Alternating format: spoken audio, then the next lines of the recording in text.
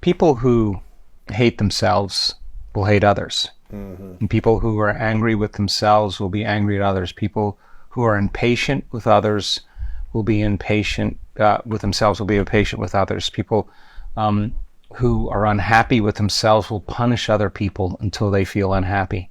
It's just our nature as human beings. But when people are truly grateful for themselves or for their life, they're grateful for others.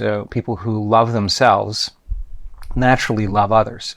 People who are okay finally with themselves are okay with others. It's just kind of how it is.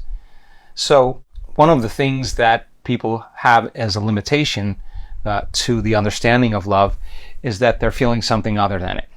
And in order for us to find love, a part of us must die. Ooh, wait. Why do we need to die to find love, or part of us? Because anything that's not love in us must die. Oh. And that's the difference between knowing the path and walking the path, right? So one of the things that we want to teach people in the work that we do is to understand how to manage their energy, right? And how to manage their attention.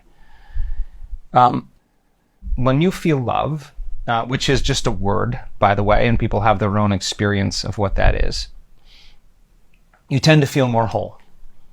And when you feel more whole, you tend to want less.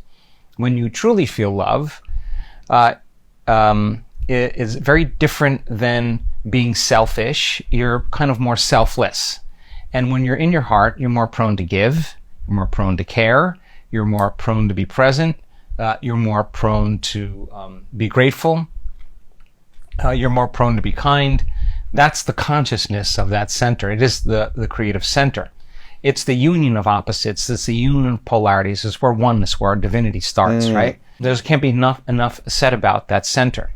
So if you just did an inventory of the amount of time you feel love during the day and the amount of time you feel other emotions like resentment or impatience or frustration or judgment or jealousy, any other one of those emotions, that is the opposite of love. Fear is not the opposite of love. It is the separation from love. Pain and suffering, they're not the opposite of love. They're the separation from it.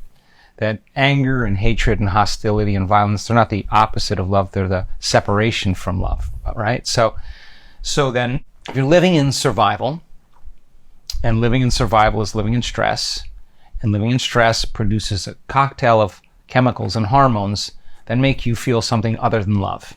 Turns out the majority of time people are feeling something other than love, and they're feeling some of those other emotions.